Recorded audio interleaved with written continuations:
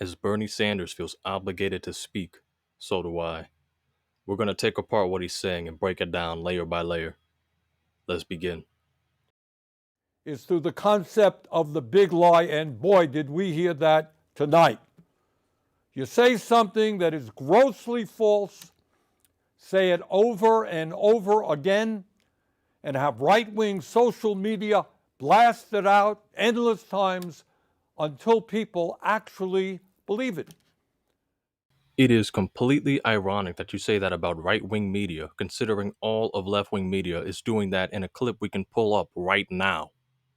Hi, I'm Fox San Antonio's Jessica Headley. And I'm Ryan Wolf. Our greatest responsibility is to serve our Treasure Valley communities, the El Paso, Las Cruces communities, Eastern Iowa communities, Mid-Michigan communities. We are extremely proud of the quality, balanced journalism that CBS 4 News produces. But we are concerned about troubling and irresponsible, one-sided news stories plaguing our country. The sharing of biased and false news has become all too common on social media. More alarming, some media outlets publish these same fake stories without checking facts first. The sharing of biased and false news has become all too common on social media. More alarming, some media outlets publish these same fake stories without checking facts first. Unfortunately, some members of the media use their platforms to push their own personal bias and agenda to control exactly what people think. And this is extremely dangerous to our democracy. this is extremely dangerous to our democracy. This is extremely dangerous to our democracy. This is extremely dangerous to our democracy. This is extremely dangerous to our democracy. This is extremely dangerous to our democracy. This is extremely dangerous to our democracy. This is extremely dangerous to our democracy. This is extremely dangerous to our democracy. This is extremely dangerous to our democracy. This is extremely dangerous to our democracy. This is extremely dangerous to our democracy. This is extremely dangerous to our democracy. This is extremely dangerous to our democracy. This is extremely dangerous to our democracy. This is extremely dangerous to our democracy. The first sentence to come out of your mouth is complete and utter garbage. A totally scripted and hypocritical fabrication, as you pretend you've never even heard of it. That's a big lie. Now, listen to the way Bernie speaks. These are the mental gymnastics Democrats are doing, pretending they aren't co-opting it together. The exact script, then presenting this garbage without any proof, just to pin the problems on the other guy, like Joe Biden did not just pardon his friends and his family of 10 years of criminal activity. They wouldn't need a pardon if they weren't criminals, but that they belong in jail is an idea of the Republic, not these criminal Democrats with their own ideas who are doing it through the government. These Democrats love to coin the notion that there is a threat to democracy, yet while we forget that America is a republic, which democracy exists within. It's more of a philosophy than a political position. The way it's modernly phrased is as if there is a battle going on, yet this is to get people to stop thinking and start fearing. You don't have time to think when you're afraid, but you will act on your beliefs. And then, rather than address the real issues facing the American people, the struggles that the American people are facing, we find ourselves wasting endless amounts of time discussing Trump's absurdities. Let me just give you a very few examples. Trump claimed that the 2020 election was stolen from him and that he won by a landslide. Remember that? A lie. The election was stolen. It's not a mystery, but 50 Democrat-owned news stations are obviously being paid to lie to the American public. Obviously, including you.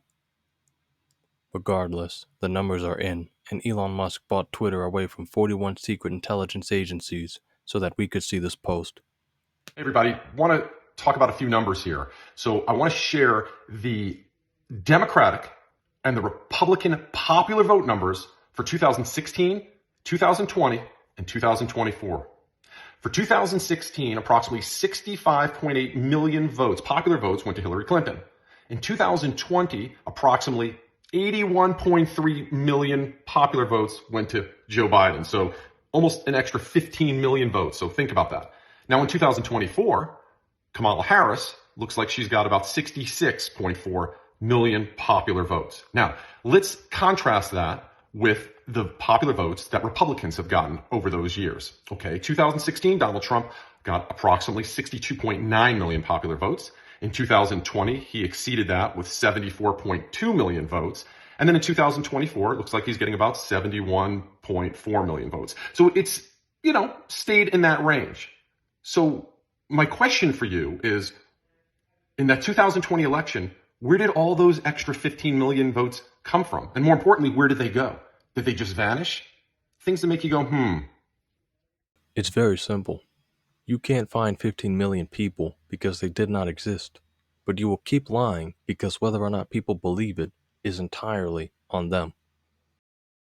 Trump claimed that the January 6th insurrection was a day of love. A lie.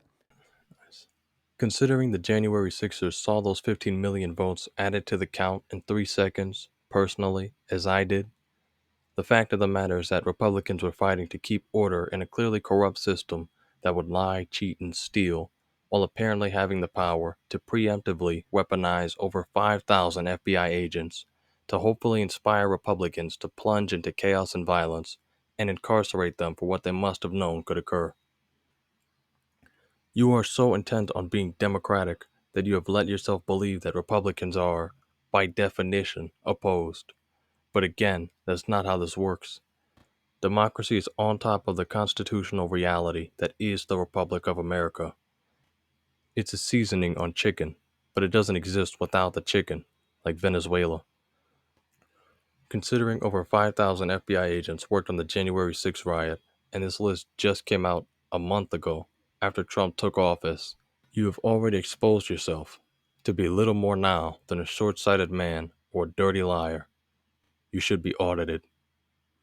Trump has claimed that millions of undocumented people voted and do vote in American elections.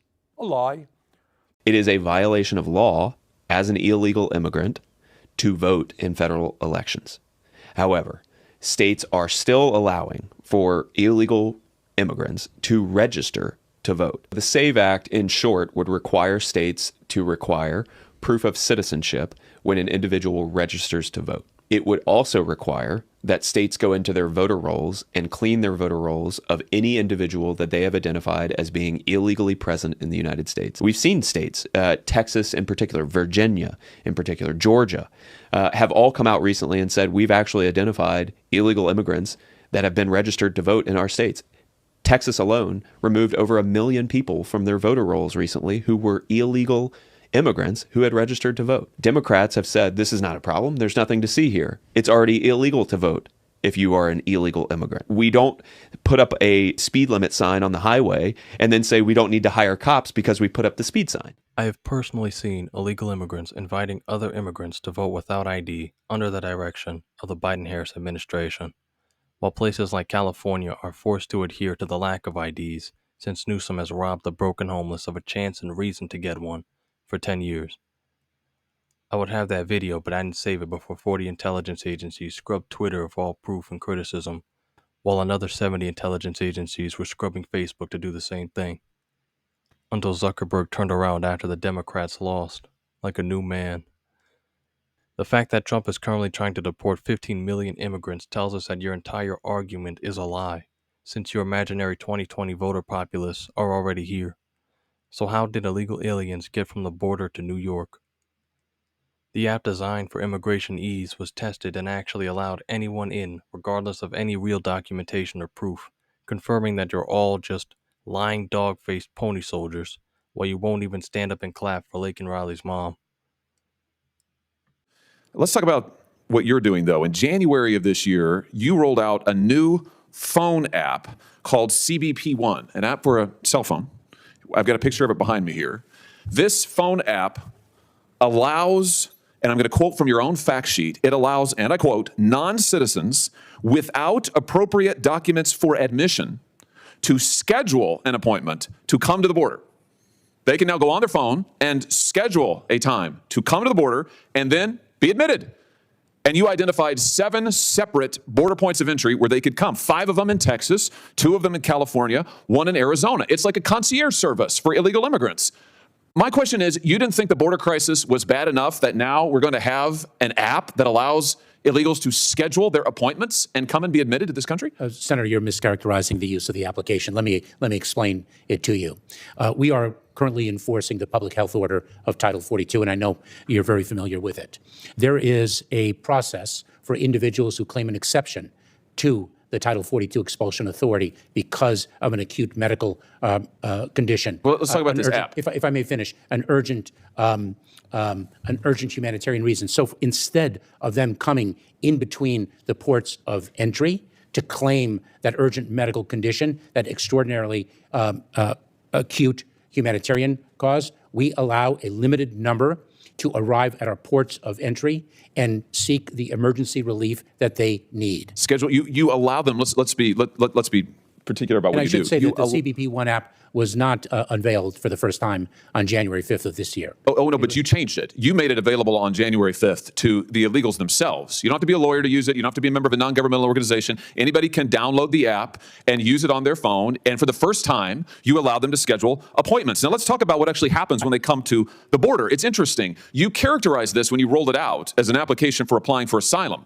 But nowhere on the app do you actually require the illegal migrants to apply for asylum or to claim asylum or anything about asylum. And in fact, when they then get to the border, you don't ask them questions, you don't do interviews, you just release them. Here's the Texas Monthly, not a notable conservative outlet, who reports, and I quote, "At no point does the app ask users, are you seeking asylum? Those arriving for the CBP-1 appointments are given no interviews, asked no questions about vulnerabilities that they may or may not have listed in the app or about why they're coming to the United States. They're simply released into the country," end quote. So rather than building a wall, Mr. Secretary, you have built Ticketmaster for illegal immigrants. You are, Senator, you are conflating programs. Let me explain Well, just respond to this. Is it true that they are given no interviews, asked no questions, and simply released into the country? Let me explain to you what we announced on January 5th. No, I want you to explain to me what's happening. I know what you announced. I read it to you. So I will explain to you what is happening. Are they given interviews? Let's start with that. Are they given interviews? We were previously experiencing That's starting to sound like a no. Well, let's just hone in here. Mr. Secretary, my time is very limited. I don't mean to interrupt you, but I want to drive to some clarity here. The Texas Monthly has reported that once illegal immigrants go on their phone and reserve their time to come to the border, once they use your concierge service that you've created for them, when they come, they are given no interviews. They are asked no questions about any vulnerabilities. They are simply released into the country. Is that happening? Senator, you are mistaken. And if I may explain.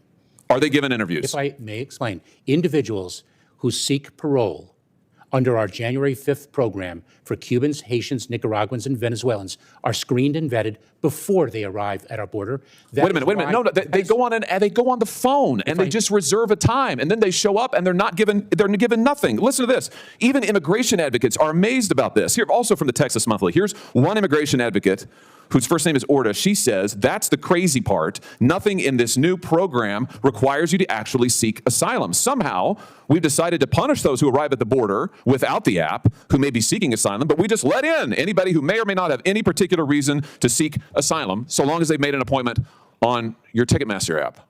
This seems crazy to me. Senator, it's a complete mischaracterization of the program that we announced and are implementing. So how many people have used the app then? That you are referring to. So if I can explain. How many people have used the app? So we had a significant surge of Cubans. How many people have used the app? Nicaraguans and Venezuelans. Mr. Secretary, you're here to answer my questions. How many people have used the app? Tens of thousands have sought to make an appointment at the port of entry under our parole program. Okay, good. How many have been admitted without an interview at the border? You are, again, inserting a fact that does not belong in your question. So if I can, I will get you the precise... I'm reading to you from public reports about how your own app works. You're just blanket denying. Actually, you're not quite denying it. You're saying that maybe we don't understand. Apparently, I don't understand. Texas Monthly doesn't understand. Immigration advocates don't understand. You're the only one who understands, yet you won't answer my question. How much did this cost to develop, by the way? Senator, I don't have the cost, but let me share with you a critical Well, will fact. you get it for us? Let me share with you a critical Will you fact. get us the cost of to develop this app? Happily. Did you contract with a tech firm to develop it? Senator, we have seen approximately... Did you contract with a tech firm to develop it? We have seen an approximately 95% decrease. Did you contract with a tech firm to develop it? Yes or no? Senator, this was led by U.S. Customs and Border Protection, our technical experts within the agency, and I certainly will get an answer to your question whether outside consultants were utilized in the development process. You don't know. May I explain to you, since you have a misunderstanding of the program, what it is and the impact, the positive impact it has had on encounters of these four populations in between the I just want to know why it is that you are allowing people to come to this border to make appointments to not be interviewed, and then how many have just been released? Is it true, by the way, as the Texas Monthly reports, that they're simply released into the country on official parole? And get this, they're not given, according to their reporting, any kind of follow-up. Their court dates are in immigration courts, Texas Monthly reports, not even necessarily asylum trials. They're often general deportation hearings where defendants can make arguments for remaining in the country. Is that true? That is a completely mistaken understanding of how the immigration process works. That language is completely confusing and erroneous. Well, it is confusing. What's confusing is why anybody would think that an app like this to allow illegal immigrants to literally reserve a time to come to the border and then be ushered in without an interview, without follow-up, without tracking is stunning. It's absolutely stunning. Let me ask you in my very short time remaining something else about Chinese nationals. I've only got a minute left. That is false. Let me ask you about... These are Chinese migrants illegally entering the United States through a hole in the border wall. But when I drove up to the hole, I saw this. The San Judas Gap. Mexican Border Patrol with AKs right now. Right behind us, Mexico. ¿Es bien caminar aquí o no? Okay, lo siento. Fresh tents, burned plastic, burned clothing, burned phone. Appears to be Mandarin. Migrants are coming from China. Where did these people go? How long has this migrant situation been going on? All day, every day. The tents have come from us. Do you think people would be dying if not for the help you guys have provided? Most certainly, yes. Yeah? 2 people have died. I met a man yesterday that crawled here. He'd broken his ankle. ¿Dónde eres? Ecuador. Colombia. Brasil. ¿Qué es el razón? Vandalismo, extorsión. Perseguido por ideales políticos. Me rompieron las manos, torturaron. Yo soy gay y me mataron mi pareja. Me gustaría asilo por la comunidad LGTBI. How did you get through the wall today? Bordeándola. La bienvenida que nos dan a Estados welcome. Unidos. Tendrá que pasar una entrevista de miedo para poder ser puesto en libertad. I'm gonna see if I can get processed. Are you part of this group? See? Tap here to see what happened next. About the Chinese nationals who we all saw coming over the border, busloads of them, and then being released in the American interior. What's the percentage increase of Chinese nationals who crossed the border this year, Mr. Secretary? Let's just focus on maybe the Rio Grande Valley The sector. number of Chinese nationals encountered at our southern border has increased significantly. Do you know how much? Over the past, I don't have the precise I do. It's 900% just in the Rio Grande Valley sector. Are any of these people who came in this bus, these Chinese nationals, members of the Chinese Communist Party? Senator, if an individual presents a national security or public safety threat, we detain them during the pendency But that's not what I asked. I asked if they're members of the CCP. during the pendency of their removal proceedings. Are any of these individuals members of the CCP? So I think there's about 70 who came on this bus. If indeed they are determined to be a national security threat or a threat to public safety, we detain them pending their removal proceedings. Were any of these individuals detained, or were they released into the interior of the country? I don't have awareness of that particular group of individuals. And so you don't know if any of them were members of the CCP? Or actually, you do know, you just won't say. I don't know from the photograph, Senator, to whom But surely you know about the folks who you've read this report, you're the Secretary of Homeland Security, you're aware of these individuals. Were any of them members of the Chinese Communist Party coming into this country? Senator, you're providing me with a group of individuals without names, identities, or So you're not familiar with this incident that was widely reported on at the southern border? Don't you think it's strange that we have busloads of Chinese nationals coming across our southern border? I'm asking you from a hostile country, I'm asking you if they're members of the Chinese Communist Party, and you don't know, apparently, you won't say. We are very focused on all things with respect to the People's Republic of Well, China. you don't know any of the details. I plead exhaustion, Mr. Secretary. You have exhausted me, you have exhausted this panel, you have exhausted the patience of the American people. You should resign. What Mayorkas and the rest of the Democrats are doing is doublespeak. He's avoiding using the same terms to avoid the limitations of precision, while speaking on the same object of focus in a way that makes it seem like what's otherwise being defined is not objective. He calls it a misrepresentation for the authority to then recharacterize the substance of the topic. But the problem is that he's here to answer questions and can provide no relevant data to the reality that's been observed and documented countrywide with it being attainable information. The fact is that if the border and the ports are being watched by a single set of eyes, there would be no undocumented illegals. It wouldn't be possible. So what Mayorkas is saying is tactically detached from the facts of reality as they're attainable, if you don't know better, so he doesn't lose his government position. It is by this democratic perception that any perception of character appropriates the massive amount of unvetted and undocumented Mexican to Chinese illegals, criminals, and nationals into this country as logical. He should be fired, but who's fact-checking the fact-checkers? Trump has claimed that climate change is a hoax originating in China. A lie. Trump is just saying Chinese because he doesn't know it's actually a deep state hoax, but he does know that the Chinese are robbing his people of life and liberty. The fact is that Democrats are trying to force electric vehicle mandates through carbon scares, believed to be changing the atmosphere. but they don't know what carbon is, just that it exists, while committing to insider trading with China as they bankrupt everyday Americans using taxpayer dollars to fund everything. Thank you, Mr. Chairman. Panelists, let me just go right down the line real fast. What percent of our atmosphere is CO2? Take your best guess. You don't have to be accurate. All down the line. Repeat that question. What percent of our atmosphere is CO2, carbon dioxide? Wild guess. It's okay. I'll buy 5%. 5? I'll just follow you then. We'll go 7. That's my favorite number. I'll see there 5 and suggest that we know that transportation causes 49% of CO2, so that's why we're all working on energy transition. All right. So what number do you think it is? 5. 5? How about you? I didn't hear you, Mr. Dreher. 7. 7. Did you have one, Mr. Boyd? So we got a 5, 7, This Price is Right. 8. I'm going to get the high end. All right. Well, I appreciate that, and I don't mean to put you on ice. I ask a lot of people that because all we hear is climate change, CO2, CO2. I heard a couple of you on the panel saying you're looking to change your vehicles to electric, even though we don't have the electric grid. And me as a farmer, I wouldn't be real happy about running out and replacing $300,000, $500,000, $1 million pieces of equipment because someone wants it to be electric. The answer is 0.04%. Not 1%, not 0.5%. It's 0.04%, and it's gone up from 0.03 over the last couple decades. This is what we're being all contorted into doing, is this tiny change in CO2. If we get below 0.02, plant life starts dying off. So let me ask Mr. Boyd, what are a lot of your vehicles Tier 4 already, or the vehicles that you know about in the industry? Yes. All right, so that's the cleanest burning diesel equipment you can get, right? Yes, sir. All right. How about Mr. Dreher? What do you think? Yes. Okay. So why would anybody be anxious to go out and change out all those vehicles that you've been upgrading? In my home state of California, CARB has eliminated lots of equipment. Trucks, we're down at least 70,000 truckers, and all because they don't make a mandate for a 2011 and newer vehicle. And so it's going to be harder to get things from the ports, all this, all that. So anyway, I just wanted to underline that as we all get all giddy about trying to make everything electric, especially in my home state when they're shutting down the power grid and taking out hydroelectric dams, and they barely kept in place the nuclear power plant for an additional 5 years, which is 9% of our grid. I don't know how we're going to do this. I don't know how you guys are going to do construction out in remote areas where there isn't power lines yet nearby or what have you in order to charge this stuff. Maybe you'll bring generators. So anyway, thank you for letting me rant on that a little bit. Mr. Boyd, what are some of the challenges of trying to get permits to get stone, sand, and gravel available, especially like in places like California, where just a few years ago, and I don't know what's current now, but in order to get these products into the Bay Area, they gave up getting it locally. They barged it in from British Columbia and stuff like that. Yeah, and I think that goes back to what we talked about a while ago on Buy America.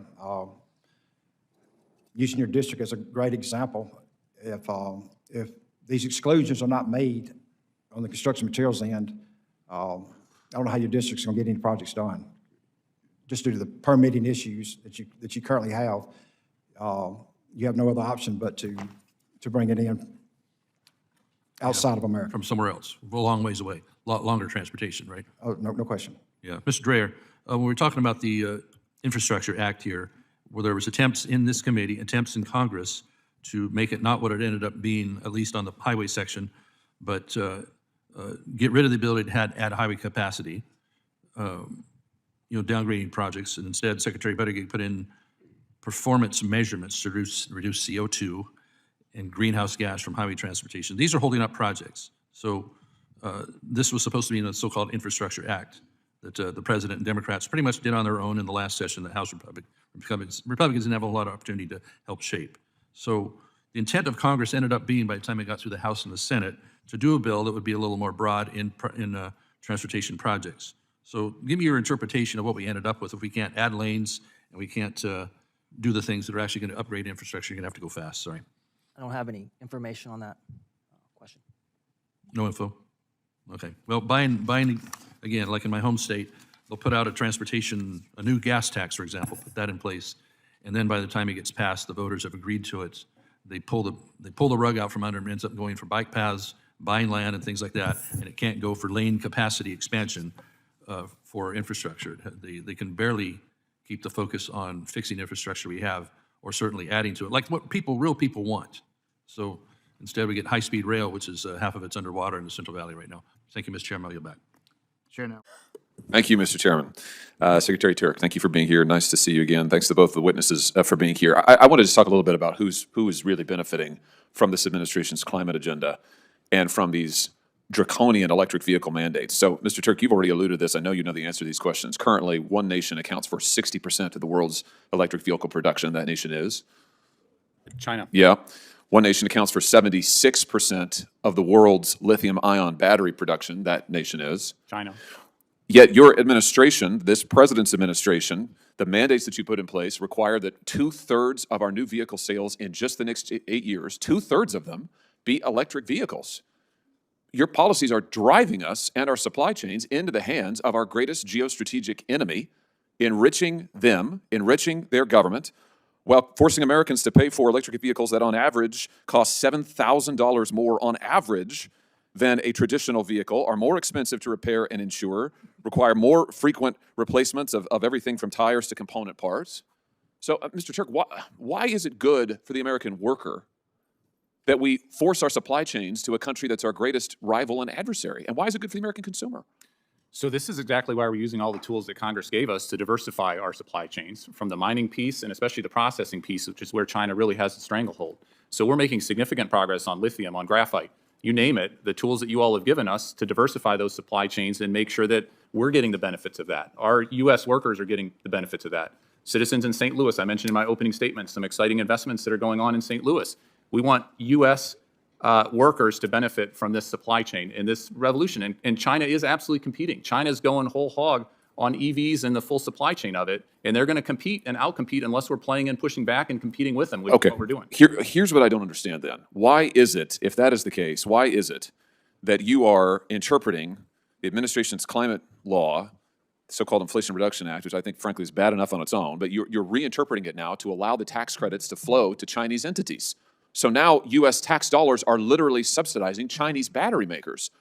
Why would we want to do that? Why would we want to not only give our adversary our supply chains and our jobs, but pay them to take them from us? Why does that make any sense? So I would argue, and certainly want to turn to my Deputy Secretary at Treasury, we are not doing that. How are you not? The fact that with the 30D tax credit, only 13 models qualify at this point. Now, we hope more diversification happens and more models qualify for that tax credit is a good data point that we take this very seriously, and we want to have these jobs in the U.S. But let me wait. I just want to stay with you, Mr. Turk, just because my time is so limited, and this is an important part, and the chairman's brought this up, and I'm glad that he has. This is really, really important. The Inflation Reduction Act, which I did not vote for, but nevertheless, the Inflation Reduction Act said clearly that China, if you are a foreign entity of concern, you don't, which includes China, you don't get the taxpayer subsidy. You don't get the 30D subsidy. You don't get the tax break. And yet your rule allows Chinese companies to get the tax break. It loosens up the restrictions. So now we are subsidizing our rivals. I just don't understand. The chairman's asked you about this repeatedly. I don't understand why we would pay Chinese companies to outcompete us. So I would strongly disagree with that. I spent a lot of time working with the team, and we worked hand in hand with our Treasury colleagues on the FEOC, the Foreign Entity of Concern, the FEOC standards, and happy to go through the three prongs of that in particular in terms of what our proposal is on the table. Well, that's the problem, right? Is that the law, which again I didn't support, but the law says just no. It says no. And then you come back and say, it's what we lawyers like to call a multi-factor balancing test, which is usually what courts do when they want to get their way. So it's like, oh, well, let's complicate it. We've got all of these different things. And the effect of it is, this has been widely reported, this isn't my opinion, everybody understands that what it does is, it allows Chinese companies, so long as they're not set up within mainland China, but owned and controlled by China, they can now get the tax credit. I just don't understand why we would use our tax money to pay the Chinese to make these vehicles. So we're not. Only 13 models, again, have qualified for that 30D tax credit. A lot of companies right now, automakers, are scrambling and they're working urgently to make sure that they don't have that. If your rule had no effect, why would you change it? Why wouldn't you just leave the text of the IRA in place? Why wouldn't you do the flat bar? All of this is implementing the legislation that's been passed. And happy again to get into the details. Certainly if... Last thing I've got, because my time's expired, I know other senators are waiting to ask questions, but this is important, just about the effect on American workers. Just looking at the news reporting on this, if Ford CEO says that EVs are going to require 40% less labor to produce than traditional cars. As production is shifting to the United States, this labor on, for instance, batteries, EV batteries, is increasingly being done in factories that are co-owned at least by foreign entities, and the wages for workers, who are usually not unionized, are substantially less than the wages for workers in traditional cars. Now, you mentioned my state. In Wentzville, Missouri, for example, we have almost 4,000 workers in a GM plant there. That's just one plant in just one area of my state. believe me, I'll take all the jobs you can give me. But I don't want those 3,000 workers to lose their jobs and to have another couple hundred created in some other state in a factory co-owned by a foreign company making half the wages. And that seems to be the trade-off that you're offering to American workers. That doesn't seem like a good trade-off to me. With that, I yield, Mr. Chairman. Thank you, Mr. Chairman. Mr. Turk, I just want to come back quickly to this question about workers because I just think it's so important. You know, my friends on the other side of the aisle said that they believe that the overriding crisis is the climate. I just respectfully disagree with that. I think the overriding crisis we're facing is the wages and jobs of American workers. And it truly is a crisis for many, many American families who, you know, both spouses have to work, even when they both work. I'll just tell you a story about in Wentzville, Missouri. Recently, the UAW strike. I was out on the picket line, and I was listening to one of the workers there who is my age. I'm 44. He's my age. So he's not a young man anymore. And he was telling me that he has to, even working full-time and working overtime, he can hardly afford. In fact, he said it takes him 2 paychecks to be able to pay for his rent in Wentzville, Missouri. You know, this isn't Manhattan. This isn't New York City. You know, this is Wentzville, Missouri. This is an affordable place. That's the crisis we're facing. So in light of that, tell me why this is a good thing. This is from an article in Axios. I just want to quote, even as battery cell production shifts to the United States, that labor will likely be done by non-union workers at factories co-owned by foreign companies. And they, meaning the workers, will make less money than workers at traditional powertrain factories. The article goes on. For example, battery cell factories under construction in Kentucky and Tennessee are co-owned by Ford and a Korean company. They are starting their workers at, on average, $14 an hour less. $14 an hour less than workers who are making engines and transmissions for traditional vehicles. How is that good for American workers? So let me start with a thanks for focusing on this issue. One of the reasons I got into the government and took this job is I grew up in Illinois, right next to Missouri, although the northwest corner of the state. I was just back visiting with my folks over the holidays. Rock Falls is the name of the hometown, and it's a steel mill community. We've had those in West Virginia and other parts of the country as well. And when I was growing up, the steel mill was basically shutting down my entire childhood. So I got to see very directly what that means to a community, right? The dysfunction that causes in families, the fact that parents can't provide for their kids, et cetera, et cetera, et cetera. So this is near and dear to my heart. I'm honored to work for Secretary Granholm, who was governor of Michigan, who has real life experience in terms of the changes happening in the auto industry and how we can be smart working together and proactive to make sure we've got jobs for folks, high quality, high paying jobs. I also think we're smart enough in the U.S. I think we're exceptional, and we can have those high-quality jobs. We can make sure we've got affordability for our consumers, and we can make sure we tackle climate change as well. Transportation is the largest source of our emissions in our country, and we need to take that head on. But I appreciate that answer, Mr. Turk, but you haven't really answered my question. I mean, let me read to you from another article. This is the Associated Press, and this isn't quoting someone. This is just a statement of fact. And I quote, if electric vehicles replace gas-powered ones, most UAW workers, for example, at engine and transmission plants, will lose their jobs. And if lower-paying battery plants aren't union, workers won't have anywhere near the same wages and benefits. So here, my nightmare scenario is that we repeat, because of this administration's climate agenda, climate fixation, I would argue, we repeat and hypercharge the loss of industry we saw in the 70s and the 80s and the 90s, and we do it all over again. And so the remaining few things that we actually produce in this country, like automobiles, we won't produce anymore. And we may produce a few things, but even those will be co-owned with foreign companies. I mean, you mentioned steel. U.S. Steel, an iconic American company, backbone of our steel production in this country, is apparently about to sell to a foreign company. I hope your administration is going to block that sale. I've urged the president to block it. He should absolutely block it. But for heaven's sake, let's not see what remains of our proud and strong auto industry be completely co-opted by foreign governments, foreign entities, and U.S. workers are left with very little. I mean, that's just a nightmare scenario. Wouldn't you agree? So I'm a firm believer in playing offense. And I think we're playing offense right now. I think we're being intentional, we're being aggressive, we're being purposeful. The fact that we have 136,000 new jobs. I don't think giving tax subsidies to Chinese companies is playing offense, Mr. Turk. 250 new jobs in Missouri because of these investments, because of these targeted, directed investments, planning for the future and making sure we're winning and competing against China. China is working incredibly aggressively to dominate. And your administration is helping them now by giving them these tax subsidies. And we are losing thousands of jobs because of your climate mandates that are forcing our production overseas and gutting our workforce. I don't understand it. Everything we're doing in this space, and happy to go chapter and verse on all the provisions that we're working on, is to reshore, to make sure that these jobs, to make sure this economic opportunity is U.S. and our allies across the world. We've got a huge economic opportunity here. And the last thing we need to do is sit by idly like what we've done in our country for too long. We're stepping up. We're playing offense. We're winning right now. My biggest fear is that someone puts a brake on it and we're not able to compete. Right now we're competing and we're starting to win. My biggest fear is that the Wall Street banks They make a bunch of money on it because they've all invested in these foreign companies, and the foreign companies make a bunch of money on it, and we lose thousands of American jobs and American workers get their pay cut in half. Thank you, Mr. Chairman. Thanks for indulging me. This battle will go on, but actions speak louder than words. Talk is cheap because meaning is as adoptive as perspective, which can't be checked. Trust in what you have to say is therefore a currency, which you've already traded with the Chinese. Nothing more needs to be said. Trump has claimed that Ukraine started the horrific war with Russia. A lie. Ukraine did start the war, but they were not alone.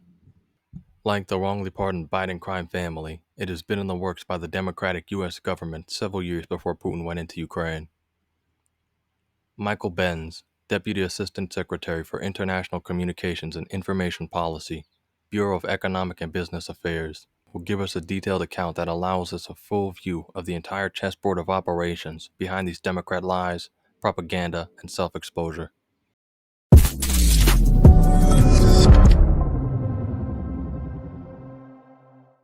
The great Mike Benz, who knows so much more about this than any human or AI alive. I think it's you versus AI, Mike. And I'm not sure who would possibly win that battle. But it is remarkable, your understanding of this issue. And I guess I'll start off by simply explaining that we're just noticers, okay? Unlike yourself, who's devoted your entire life to deconstructing the dark web and the globalist superstructure of control over free speech and free thought and freedom itself. We just happen to notice things professionally. And here's something that we professionally happened to notice.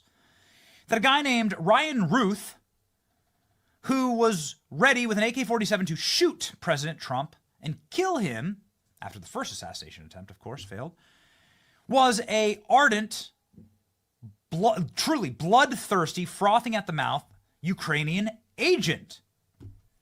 And that the man seen here posing with him, Jose Andres, got a medal at the White House after Ryan Ruth nearly killed President Trump. It seems a little strange. Commentators like Sean Davis pointing this out, that it's a little odd that the guy pictured here with the would-be assassin received the Presidential Medal of Freedom from Joe Biden.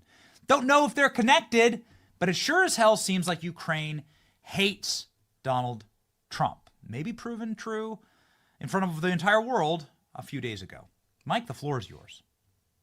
Well, we've spent a fair amount of time on this Ryan Routh situation. We did, I think, one of the Benny's Brew shows on this, and I've done hours and hours of research streams, making public the incredible, just tangled web of intrigue around the would-be Trump assassin and the ties to both Ukraine, to the Pentagon, strange affairs with DHS, with the FBI, with the CIA, paramilitary terrorist recruiting folks. If folks remember, it was actually the story around Ryan Routh recruiting terrorists from Syria and Pakistan and Iran and trying to bring them to Ukraine to get them fast pass, no look visas, working directly with the U.S. Embassy in Kiev in order to get killers and terrorists and warriors to kill the Russians in the eastern half of the country. This is obviously at the dead center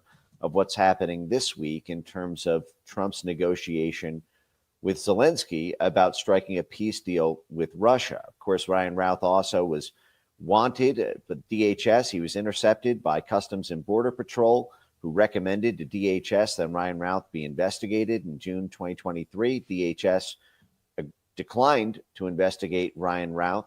Ryan Routh was also had a business card on him for a 501c3 nonprofit operating in Ukraine, which itself was covered by Voice of America and Radio Free Liberty, two CIA proprietaries, now technically independent, but as independent as USAID itself is.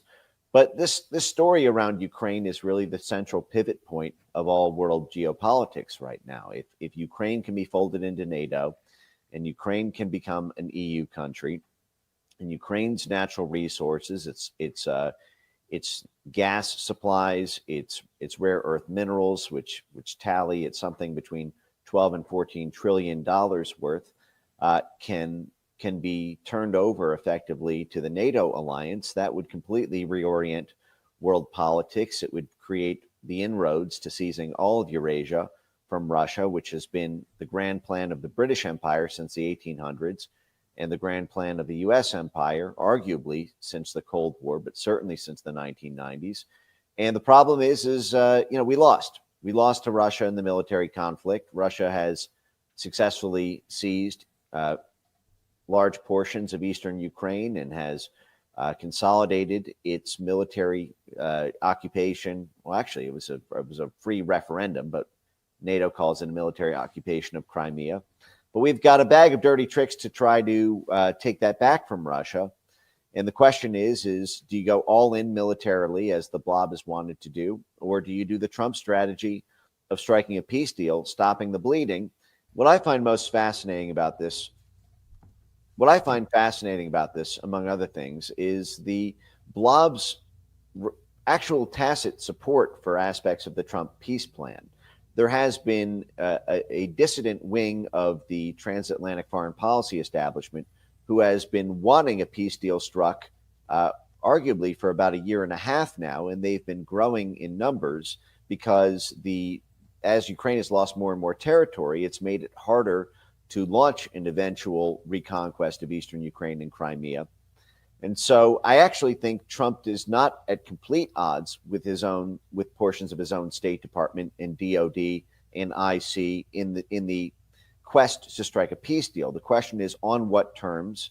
They don't want to give up territory. Unfortunately, that's likely necessary. They don't want to hold new elections in Ukraine because Zelensky would lose. Unfortunately, that's likely to happen. But if Trump can strike a peace deal, I think the blob will be happy to simply go to the EU, go to NATO, and try to allow the military funds to keep flowing so that we can eventually wrest back control, maybe in 5 or 10 years. So the behavior of Zelensky is something that I really want to dissect here, Mike, inside of the Oval Office. No one's ever seen anything like it. It was so unbelievably petulant. It was so childish and grotesque. And it underlies a behavior of those who are in charge of Ukraine, which is we can do anything that we want, actually. And what we've seen out of Ukraine, like their intel agency head Bundanov, we've played this clip before again and again and again, saying that he's thrilled about the political assassinations that Ukraine has staged across the world. Tucker Carlson writing here on the fallout of these events, saying that Lindsey Graham's reaction is striking because Lindsey Graham is scapegoating. Lindsey Graham knows what's coming. In the past 3 years, his tacit support of Western patrons. Ukrainian government has committed a remarkable number of serious crimes. Ukrainians sold huge quantities of American weapons to the international black market, 20 cents on the dollar. Their weapons are now in the hands of terrorist groups on our borders, like the Mexican cartels. God only knows what Ukrainians have done with the pathogens in the biolabs. Even U.S. intel agencies aren't sure. Ukrainians have also murdered a number of people in various countries in political assassinations and tried to murder others, including American journalists and European heads of state. What? This is all true. It's going to come out. And it's better to start blaming it on Zelensky now. I just want to addendum this with something that we received from Senator Jim Banks, a letter saying that we're on a Ukrainian enemies list and that we better watch our asses on this program because Ukraine sees us as a roadblock to them getting unlimited access to the U.S. Treasury. So, again, it does seem like there is a very, very dark underbelly to these operations. And political assassinations have been like the norm. I don't know which heads of European state Ukraine has targeted. Maybe you do. Do you believe that there was any direct or indirect association with Ryan Routh and Ukraine and the Trump assassination attempt? Well, that's certainly something for this Justice Department to pursue aggressively. As it stands, the trial for Ryan Routh has been indefinitely postponed upon the joint request of the Biden Justice Department and the defense counsel for Ryan Routh. Ryan Routh accumulated something like 15 terabytes of a digital of a digital imprint, despite effectively being homeless, we're told, with no assets in his name. The overwhelming volume of evidence and the complexity of the evidence, in the words of the Biden Justice Department, is what caused them to postpone the trial. Of course, this harkens to the Jeffrey Epstein drama playing out right now.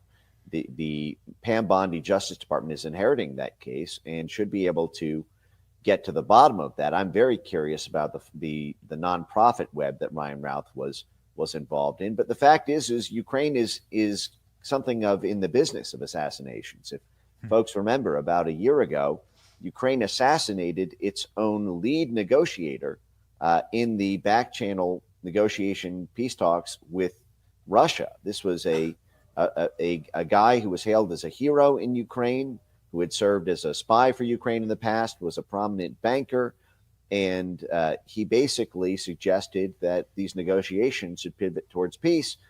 He was kidnapped, thrown in the back of a van by Ukrainian intelligence, shot in the head, and then dropped off a bridge. This has been openly reported by the New York Times and others, even Voice of American Radio, Radio Free, Radio Liberty.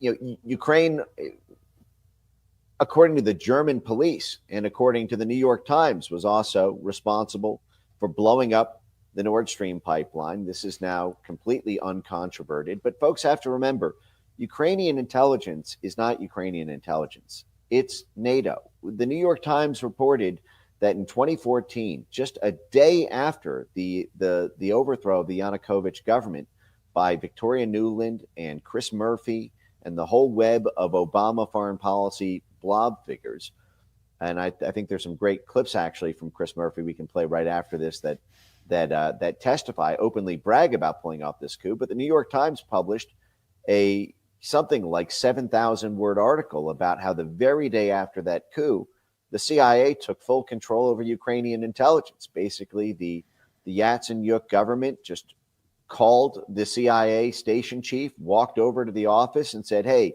can you build our entire intelligence state for us?" And the CIA said, "Happy to." Yeah, of course, question whether that's even a faithful telling. That's the best possible version, right? As if the phone call didn't go the other way. But the fact is even according to what we know about the Nord Stream pipeline, the CIA had full knowledge that Ukraine was going to do this ahead of time. But we're told that the CIA said, we told the general, one of the Ukrainian generals, not to do it. But the Ukrainian general, the message got lost. It was a big game of telephone. They forgot to tell the Ukrainian intelligence service not to authorize the diving team to blow it up. Of course, that was made possible. It happened over waters around Norway. The Norway-Poland LNG pipeline just became operational the day after the Nord Stream pipeline blew up. Of course, Norway is in the news now because the Norway marine fuel tanker refused to supply the U.S. Navy with fuel just the day after the Zelensky affair blew up. Norway has made over $150 billion worth of windfall profits, of course, from the Russia war, because the Norwegian oil and gas has been replacing the Russian ones. Of course, there are joint partnerships between NATO and U.S. oil and gas companies with joint rights to the oil and gas supplies from Norway. And so, it's one big club, and not only are you not in it, but you're getting hit over the head with it. But now time is running out for Zelensky. And, I think this might be a good moment. I amplified this earlier this week, but what's happening now is a battle for history. How did this war start, really? We've been told Russian aggression, Russian aggression, Russian aggression. But the fact is, you can't tell this story without going back to the Obama administration's coup, full-on coup of a democratically elected government in Ukraine, which was basically torn between its Ukrainian and its Russian half. And we like to leave ourselves out of this story. But the fact is Chris Murphy, the senator from Connecticut, who has been leading the charge to stop the shutdown of USAID, who has been leading the charge to call Trump and Elon Musk authoritarians, who has been leading the charge to back channel with Zelensky around basically shadow diplomacy to stop Trump's foreign policy agenda, was the very guy on live television as the Ukraine coup was going down, bragging that it was the U.S. who orchestrated that coup to begin with. This is a great write-up from Kanakoa here, and the clip is fantastic. So we have Chris Murphy here saying, yeah, this is our role. We're going to change the government, and we're going to brag about it, actually. We're going to go on TV. I've never seen anything like this, Mike, where there are so many different publicly available sound bites and clips of the Obama State Department and state agents going on TV and bragging about their regime change in Ukraine. And now those very same people are, like Susan Rice, threw a hissy fit this weekend, saying, I had nothing to do with this. I've never even met Zelensky. It's amazing to see. I'm sure you saw that. Yeah. How are they actually going to escape culpability here? Well, that's a question for the Justice Department, if there's anything criminally actionable there, or if there's civil torts in terms of impact on specific U.S. citizens. I think, for example, going forward, when USAID or its successor or the State Department who inherits its portfolio funds NGOs in foreign countries that target U.S. citizens, for example, you mentioned Texty and these Ukrainian hit lists and these, that target U.S. journalists or that do back channel talks with the social media companies to get journalists censored or targeted, that there should be a civil right of action for U.S. citizens to go after the NGOs who do that targeting in a U.S. court, and to go after the State Department and the grant coordinators for failing to do oversight of the NGOs that they're funding. Mike, I would never interrupt you, but like this says USAID. We received this letter 6 months ago. This says that this was put together by USAID. It lists from Jim Banks. It lists the agencies. But one of the agencies was USAID that was assisting in the creation and funding of the enemies list that, of course, includes myself, but also you and Tucker Carlson, Charlie Kirk, and a bunch of other, Jesse Waters, anybody who was speaking out against Ukraine. So our tax dollars are being taken from us to fund us being put on a hit list for a country that is known to assassinate its political enemies. It's the greatest possible disrespect. It's like, I can't think of a worse use of my tax dollars, actually. Right. Why not just fund the gun to shoot, to be used to shoot yourself? Right. Cut out That's what it is. Why do we need USAID? Just go to your local mafia boss and pay him to shoot you in the head. It's what it is. Yeah.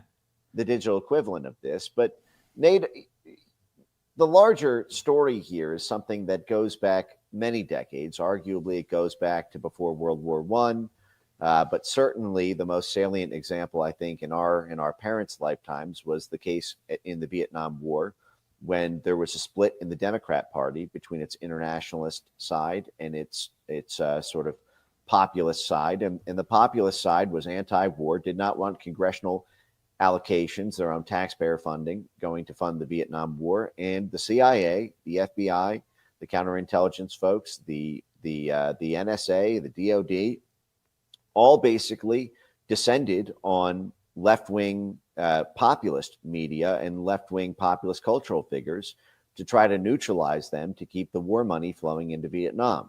And there's a direct parallel, obviously, 50 years later with what's playing out in the Republican Party vis-a-vis its internationalist wing, the John Thune historical types, the John Cornyn types, the Susan Collins, the Lisa Murkowski, and pretty much until this week, the Lindsey Graham types, who have been supportive of intelligence targeting of domestic folks. These are all folks who wanted the reauthorization of FISA, which would be used, of course, against the Trump administration and really any significant Trump figure from Rudy Giuliani and Paul Manafort on down, in order to quash any forces within Congress or within the populist base that might call to limit Ukraine war funding. But this is all very self-serving. It's a self-licking ice cream cone, as Elon would say. Chris Murphy, in that very clip where he brags about how the U.S. was orchestrated, it took credit that the Yanukovych government would not have been overthrown. Even if you just scroll up there, you'll see the lead into this, where he says it was our role, including sanctions and threat of sanctions, that forced the democratically elected government of Ukraine being ousted in a violent U.S. aid-funded rent-a-riot regime. And if you scroll down, you'll see what he goes on to say is there's a U.S. interest here. We're in the middle of negotiating a new trade agreement with Europe. To my state, it's enormously important. We do 40% of our trade in Connecticut with Europe. So he's talking about his own constituents and donors wanting to fold Ukraine into the EU so that it could do business and enrich his own Connecticut citizens. Well, you're also taxing the people in Kentucky and Florida and Ohio. I understand, you happen to sit on the Atlantic Ocean and happen to have that trade interest there, but this is basically why you see this bifurcated shadow diplomacy, dual track diplomacy, where you have folks who will defy the federal government's negotiating posture because they have their own self-licking ice cream cone to financially benefit from. So you have to look at the United States in the aggregate, and what you have is you have senators and congressmen who are funded by the war industry or by folks in the energy industry, and who reap the windfall of pumping up Ukraine as a NATO state, or pumping up Ukraine's endogenous gas supply. We saw this at Burisma and USAID funding to Burisma, and the control over the prosecutor, Viktor Shokin, and the ousting of him. We have another clip that might be useful to play if you want to just hear John Kerry talk about just how much was mobilized in the Obama administration to control the prosecutors in Ukraine. The president, the vice president, the head of the State Department, the U.S. ambassador, basically creating a whole surround sound to every diplomatic organ in order to control the internal criminal justice system of a country 10,000 miles away from Washington. But this is what's at stake here in Ukraine. You have trillions of dollars worth of resources.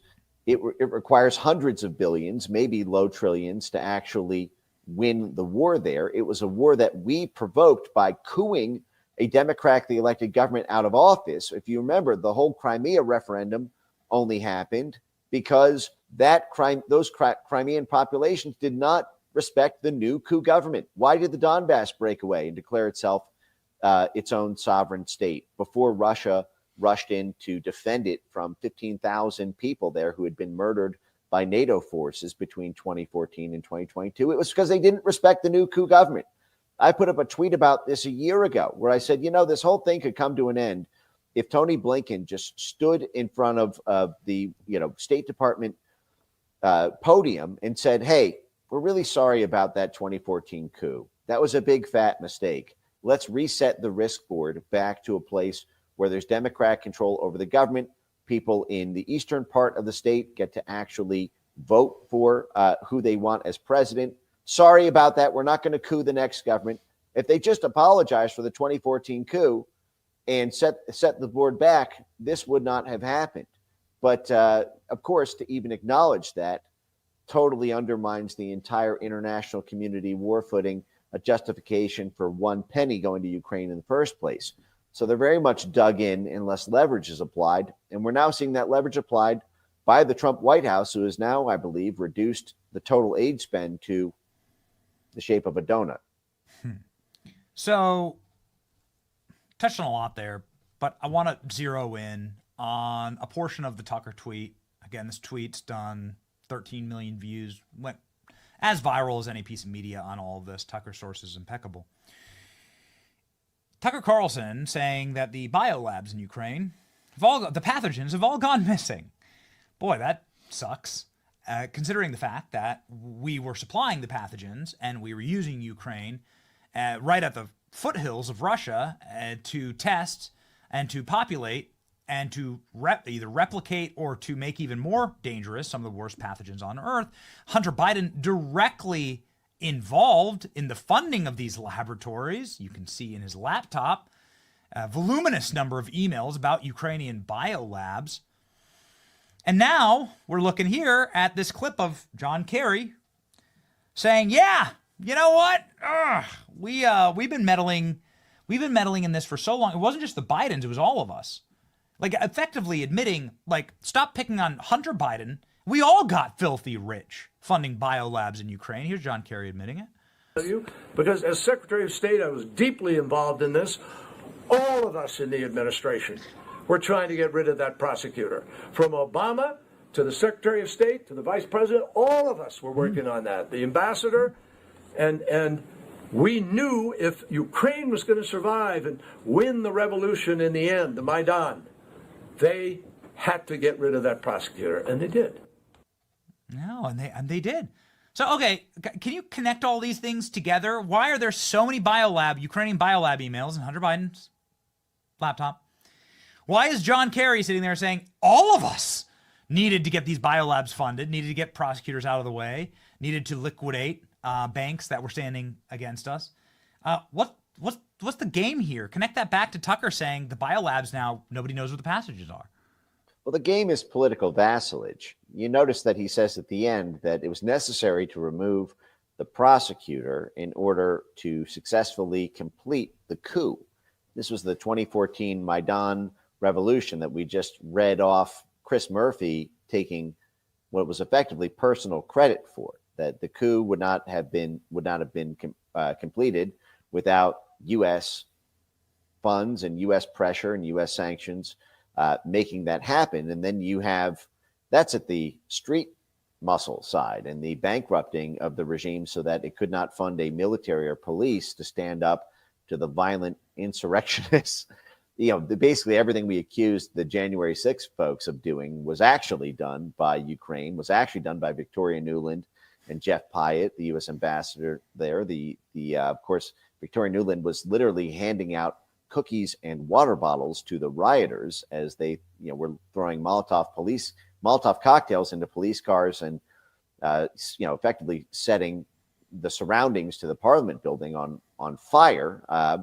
But the reason he's talking about the prosecutors and how they need to control the prosecutors to complete the coup is because this is how we control political figures who get a little bit too sovereign about their perceptions of being a sovereign, independent democracy or a sovereign nation.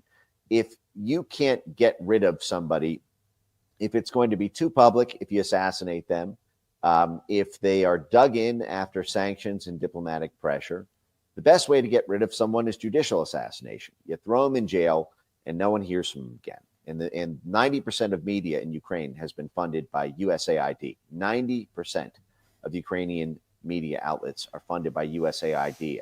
You think they're going to print a sympathetic news story for a Ukrainian politician who happens to want to step back the risk board to 2014? Ain't going to happen. But this is also part of the leverage that they have on folks like Zelensky. If Zelensky decides that he wants to get too far afield from what the State Department or NATO has been wanting him to do, he could go to jail on corruption charges. This was, the OCCRP, which gets half its funding from USAID and the State Department, published about the corruption of Zelensky in the Panama Papers. You saw the swarm of 70 U.S. government-funded NGOs who all undersigned the Ukraine Crisis Media Center Red Lines memo, threatening Zelensky with political instability if he defied any one of the 25 red lines that were set to him by the U.S. State Department. The Ukraine Crisis Media Center is jointly funded by the State Department, USAID, and NATO. So they basically sent their emissary of 70 NGOs to threaten political instability. They mentioned that multiple times, which is the watchword for riots. Now, if you scroll up and you actually look at the list, you'll see these include the very thing that set off the breakaway state of Ukraine in 2014, which was the banning of the Russian language. Half of the Ukrainian population in 2014 spoke Russian. It was a mixed state. The western half spoke Ukrainian, the eastern half spoke Russian. They all voted in a national election. Yanukovych won a close election there. He signed tens of billions of dollars worth of energy deals with NATO in the West, but it wasn't good enough because he didn't sign a trade agreement that would have turned over the entire country to the IMF and privatized all of the state-held assets and turned them over to London and Wall Street. And so they couped him out of office. And then post-coup, they put a ban on the Russian language and its use in schools, its use on Ukrainian TV, on Ukrainian radio, in Ukrainian media. That's in the Red Lines memo, the very thing that caused the Donbass to break away and Crimea to vote with Russia in the first place. What do you expect to happen? Crimea is overwhelmingly Russian ethnic. You ban their ability to even open their mouths and articulate a syllable. Who do you think they're going to vote for if they have a choice to side with Russia in that case? All their cultural mythologies dissolve. All their abilities to talk to one another or buy and sell goods or get their voices heard. It basically left them no choice. That was in 2014. Zelensky inherits that mess from Yatsenyuk to Poroshenko to Zelensky, and just 1 month into its term. But I think this gets back to what just played out in the Oval Office, which was Zelensky has been used to dealing with a U.S. delegation who has always been on his side, financing his every wish, supporting his own local oligarchs and backers in Ukraine. And even Trump 1.0 played ball. I think, just like the rest of us, I think have been quite surprised by Trump's new and improved galaxy brain in term 2.0, basically going right after the heart of all the things that he only talked about or tweeted about in term 1.0, but now he is decimating them, from USAID to the to the mutinous generals at DOD to the CIA to the FBI. Every point of weakness that was used to exploit the neutrality and frankly the kindness of Trump 1.0. Trump's not falling for it this time. And I think Zelensky, Trump was impeached in Congress over the 2019 Ukraine call for even thinking about holding up military aid to Ukraine before the war even started in 2022. So even having second thoughts about funding the war got him impeached in term 1.0. But now I think that impeachment fear is significantly less because you have folks like Elon and other major donors to the GOP now have threatened to primary anyone who voted against the continuing resolution. Late last year, I think that sent a powerful message that folks like Susan Collins and Lisa Murkowski and John Thune and John Cornyn and Lindsey Graham, that if they want to basically hold up the executive branch functioning here, well, they can expect a robust primary for the first time in decades in many of their cases. And so I think they are now trying to skate towards where the puck is going. And that itself is causing a massive realignment in the blob and in its counter-offense strategy. They can no longer depend on these tenuous Republicans, on these blob internationalist Republicans to create a bipartisan consensus.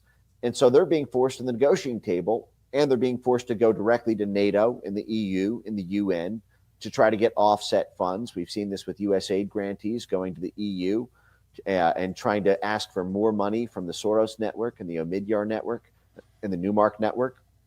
And it's swung leverage massively towards the Trump White House.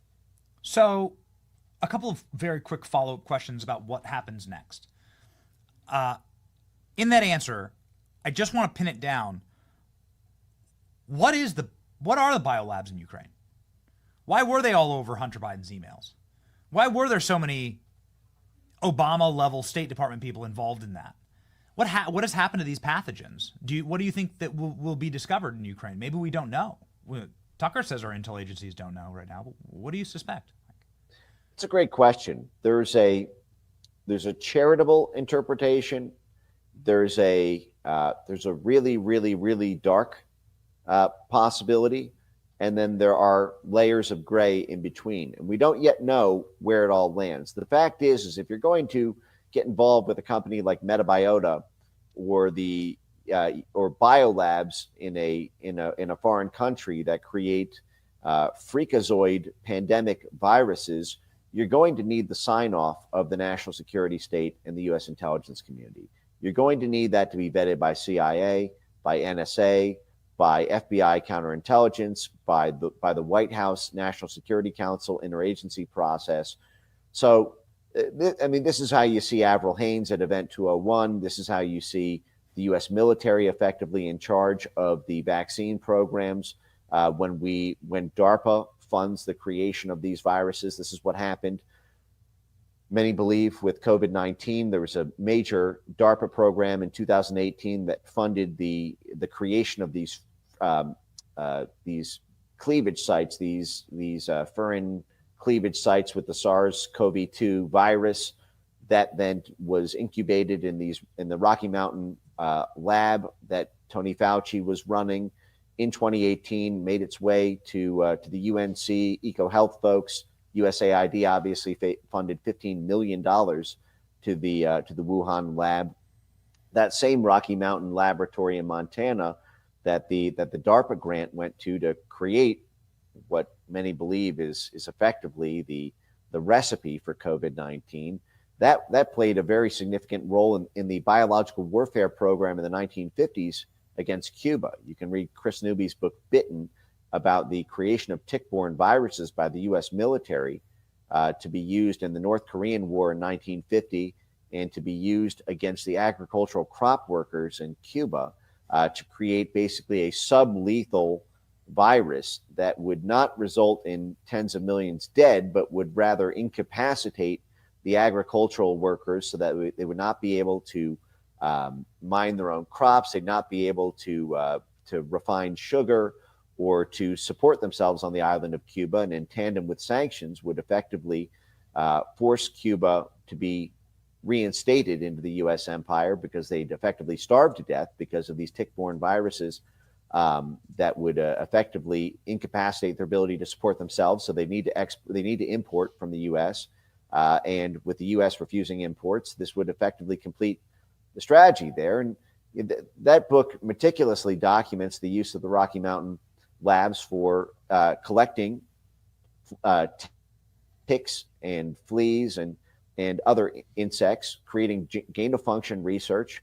Many believe these are the origins of Lyme disease, which is its own topic. But the fact is the benign case for it is these Ukrainian biolabs exist for the same reason that USAID funds the Wuhan lab and funds labs in Canada and in other countries to do gain-of-function research where they create freak mutant superviruses. They jump them from animal to human so that we can advance the state of biomedical research to create vaccines in case something like this ever develops naturally in the wild through a wet market, or in case a foreign country develops bioweapons, we'll already have the vaccine for it. This is the sort of like the nuclear weapon defense. Why did we do so much nuclear weapons testing even after we bombed Hiroshima and Nagasaki?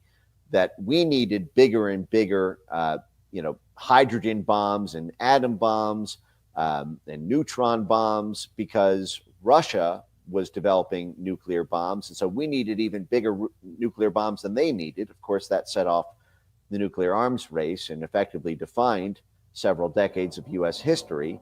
But that ended when there was the sort of nuclear treaties that everyone agreed to put down. But the fact is basically every country is signatory to these bioweapons treaties as well. And what it looks like here is in the name of, so the charitable case is we're doing this in Ukraine and China and Canada because we can't do it here in the U.S. It would be too dangerous, or we have laws and regulations and contravention of doing that. Of course, Ukraine is a lawless zone. We just saw the struggle for control over the legal system and the prosecutors in Ukraine in that John Kerry clip. So the charitable case is we're doing it so that we can make vaccines there. Of course, you see Pfizer and the biosecurity world all over the Ukraine map. But there's a potentially darker story here, which is that if you ever needed to destabilize Russia, and you're right on its border with Ukraine, you could see a pandemic popping off in in the western part of Russia, and it would be very easy to do. You simply carry pathogens over the border, and you could do the same thing potentially there that the military intended to do in Cuba in the late 1950s, the same thing that was done in North Korea. And there's a strange habit of these outbreaks breaking out in conflict zones. The Pentagon talked about this in the 1990s when everyone can read Thomas Barnett's Pentagon's New Map. It's a book and a video series presentation you can still find on YouTube, where he justified the post 9/11 military expansion of the American empire by saying we need to fold the core, the rim, into the core. The rim are all the countries that NATO has not yet conquered, because from the rim, three things are coming out of it. And he said drugs, terrorism, and pandemics. So because, these mystery pandemics keep coming out of the countries we have not yet attained political vassalage control over, we can use that as a predicate to get military boots on the ground. And when you have these massive medical facilities, you need security to guard them. So boom, just like that, you've got a military presence to protect all the hospital workers and the clinics and the public health ecosystem. Well, now you've got your special forces in there. Now you have your internal foreign defense funds that are going to that. You basically are already halfway pregnant in terms of military presence there. We did this in Africa, for example, with AIDS, by alleging that Africa was, suffering this massive AIDS epidemic. We managed to get a giant military presence in Africa. You see the same thing that happened with MERS and with SARS and with Zika.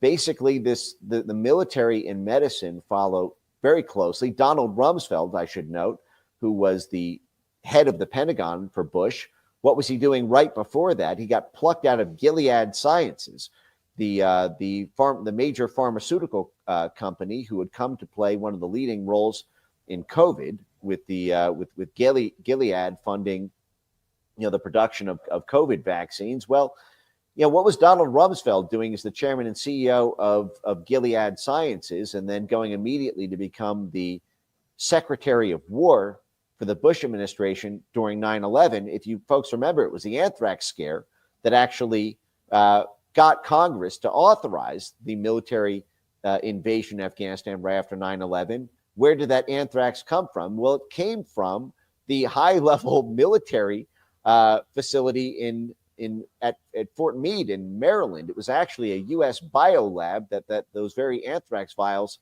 came from, that was used as the justification. What I'm saying is these things, we don't yet know the answer. Sometimes a gain-of-function freak mutant virus creation on the eastern edge of Ukraine to create a vaccine is just a freak mucozoid mutant biological super weapon to create a vaccine. Maybe, as Freud said, a cigar is just a cigar. But I have a lot of questions, and I think only Pam Bondi and this executive branch can really get the answer. And just tonight, Trump claimed that millions of dead people between the ages of 100 and 360, I guess, were collecting Social Security checks.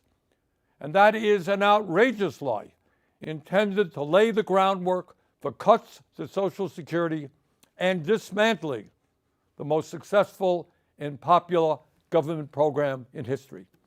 So let's be clear about that. Well over 99% of Social Security checks are going out to people who earned those checks. 70 million Americans. Nobody who was 150 years old or 200 years old or 300 years old is receiving Social Security checks.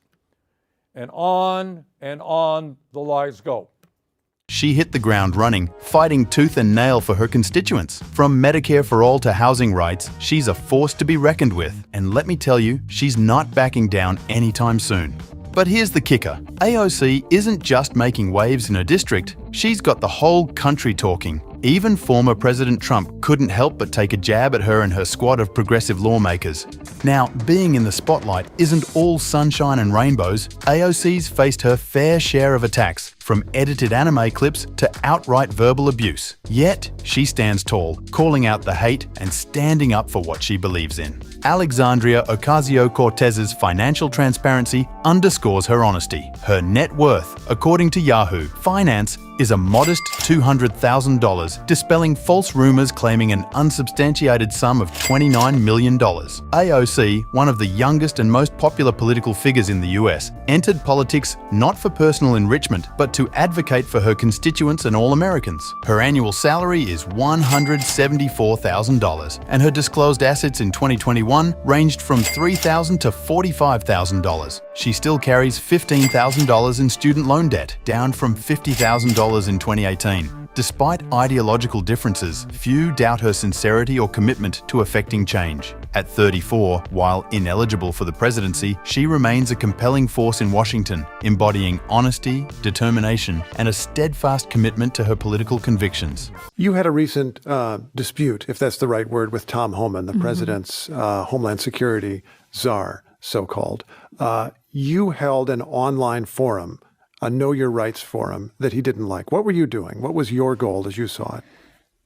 My job is to educate and act as a liaison of critical information to my constituents.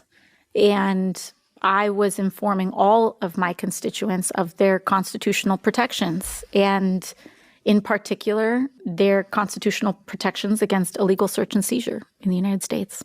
Homan was upset, I suppose, because he felt that you were giving advice to people who were here illegally. Were you? I was giving advice to all of my constituents. All of my constituents. He said he was going to report you, or even that he did reach out to the Department of Justice. Have you heard from the Department of Justice?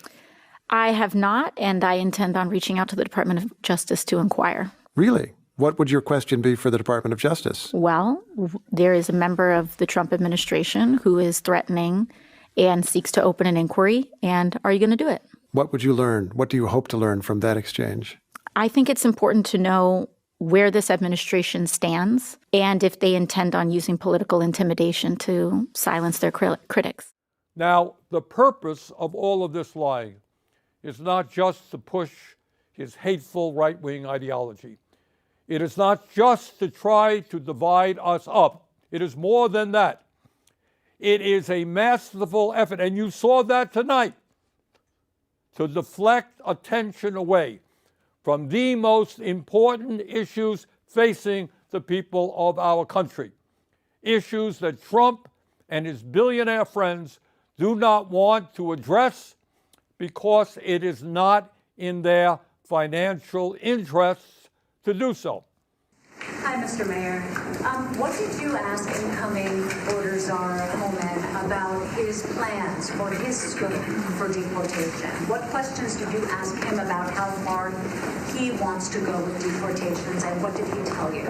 Well, I think that what has been reported is totally distorted from what our face-to-face, eyeball-to-eyeball conversation. His goal is the same goal I have. We cannot allow dangerous individuals to commit repeated violent acts of violence in our cities across America. I've said this before, and I'm surprised the way everyone is attempting to state this is a new coming of Eric Adams. I've stated this over and over again, long before this election, that this can't be a safe haven for violent individuals. You have a right, a privilege to live in this country, and those who want to commit acts of violence, they are violating that privilege. Sir, that you're a law abiding that you don't have to fear. We got to keep it tight. Yolanda, go ahead. Living in a shelter. Thank you so much. Señor Alcalde, buenas tardes. Did Mr. Homan make any specific request from the city in order to work with you in this crisis? His desire is clearly, again, what my target area is. And what I've learned also from sitting down with him and a representative from the Biden administration that was there in the meeting as well, we have 500,000 children who had sponsors in this country that we can't find.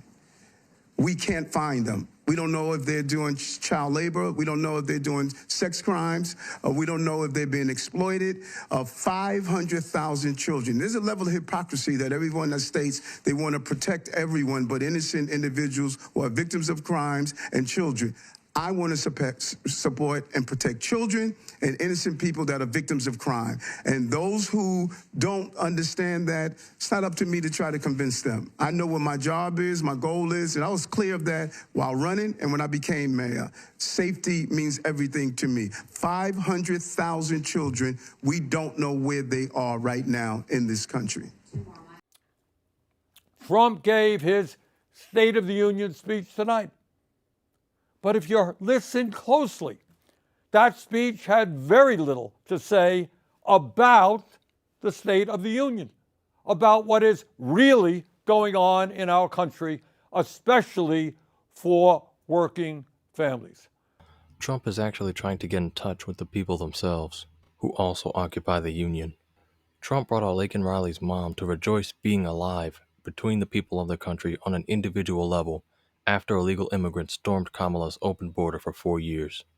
This is the main point because all of these illegal immigrants were supposed to be provided food, clothing, and shelter by us everyday taxpayers, so they can get jobs instead of Americans who don't have them today.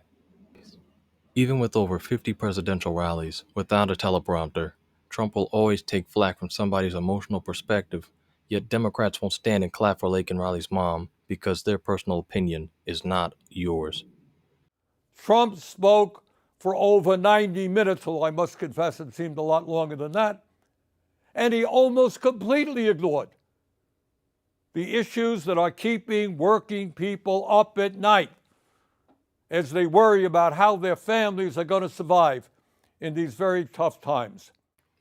As long as immigrants aren't getting the jobs that could go to Americans, the direction is obvious. Only a Democrat would be confused because they think Republicans are opposed. But as we established, democracy exists within the Republic of America, which is for all Americans. Just take a look at how the intentions have less to do with you as an individual taxpayer and more for your economic value as a working class citizen. There are few jobs that Americans won't do, but wages are too low to be survivable, while CEOs aren't paying immigrants fair wages on account of the fact that they're illegal, so they can save money. Keep in mind that by election time, Kamala Harris had been running ad after ad, asking us for $5, only to wind up spending around $40 million on feminists like Eminem and Beyonce, and then another $20 million to get drunk in Hawaii. This is all public knowledge, but Democrats will keep running that same script of a threat to our democracy. But emotional manipulation is their only weapon. And I will tell you exactly why Trump had very little to say about the real crises facing the working class of this country. Think back 6 weeks ago when Trump was inaugurated for his second term as president, just 6 weeks ago. Standing right behind him were the three wealthiest men in this country, Mr. Musk, Mr. Bezos, and Mr. Zuckerberg. And standing behind them were 13 other billionaires who Trump had nominated to head major government agencies. Many of these same billionaires, including Musk, were in the Capitol tonight listening to that speech. In other words, it is there for all to see. The Trump administration is not hiding it. The Trump administration is a government of the billionaire class, by the billionaire class, and for the billionaire class. Notwithstanding some of their rhetoric, this is a government that could care less about ordinary Americans and the working families of our country. My friends, we are no longer moving toward oligarchy. We are living in an oligarchic society. Now let's take a moment and try to escape from Trump's parallel universe, the universe that you heard tonight. And let's do something really, really radical. Let's actually take a hard look at the problems that Americans are facing. Today, 60% of Americans are living paycheck to paycheck. Unlike Trump, I grew up in a family that lived paycheck to paycheck, and I know something about that reality. It means that every day, millions of Americans worry about how they're going to pay their rent, pay for childcare, pay for a doctor's visit when they get sick. They worry about what happens when their car breaks down and they can't afford the $1,000 it costs to get it fixed, and what happens when they can't get to work because they don't have a car. They worry about how they can afford to buy healthy food for their kids when the price of food is off the charts. Funny? I heard Trump speaking for 90 minutes tonight. I didn't hear one word from him about the economic reality facing 60% of our people, or the enormous stress that they are living under.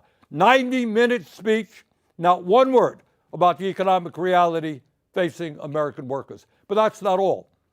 Today in America, everyone knows that our healthcare system is broken.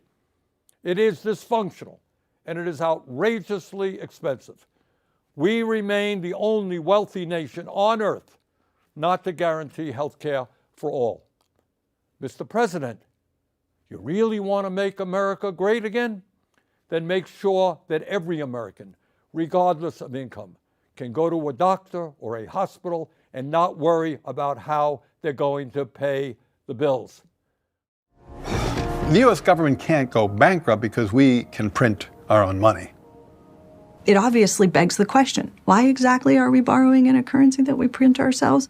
I'm waiting for someone to stand up and say, why do we borrow our own currency in the first place? Like you said, they print the dollar, so why does the government even borrow? Well, again,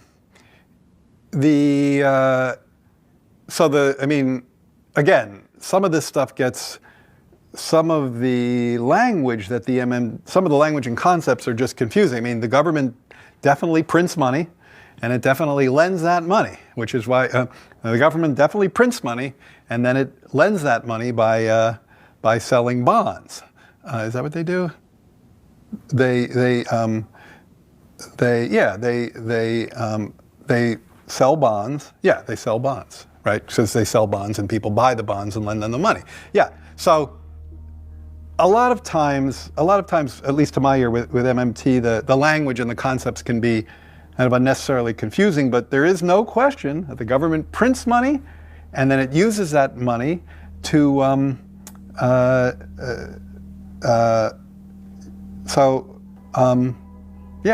guess I can't really talk. I don't get it. I don't know what they're talking about. Like, because it's like the government clearly prints money. It does it all the time, and it clearly borrows. Otherwise, we wouldn't be having this debt and deficit conversation. So I don't think there's anything confusing there. President Trump, healthcare is a human right. I didn't hear one word from you, not one word. Over 90-minute speech, not one word from you about the healthcare crisis that is impacting many, many millions of our people. Nor did I hear you say why we pay by far the highest prices in the world for prescription drugs, sometimes 10 times more than the people in other countries, and why 1 out of 4 Americans are unable to afford the prescriptions their doctors prescribe. Not one word about the outrageously high cost of prescription drugs. The fact is if you're going to get involved with a company like Metabiota or or biolabs in a foreign country that create freakazoid pandemic viruses, you're going to need the sign-off of the national security state and the U.S. intelligence community. You're going to need that to be vetted by CIA, by NSA, by FBI counterintelligence, by the White House National Security Council interagency process. So, this is how you see Avril Haines at Event 201. This is how you see the U.S. military effectively in charge of the vaccine programs. When DARPA funds the creation of these viruses, this is what happened. Many believe with COVID-19, there was a major DARPA program in 2018 that funded the creation of these cleavage sites, these furin cleavage sites with the SARS-CoV-2 virus that then was incubated in the Rocky Mountain lab that Tony Fauci was running in 2018, made its way to the UNC EcoHealth folks. USAID obviously funded $15 million to the Wuhan lab. That same Rocky Mountain laboratory in Montana that the DARPA grant went to create what many believe is effectively the recipe for COVID-19.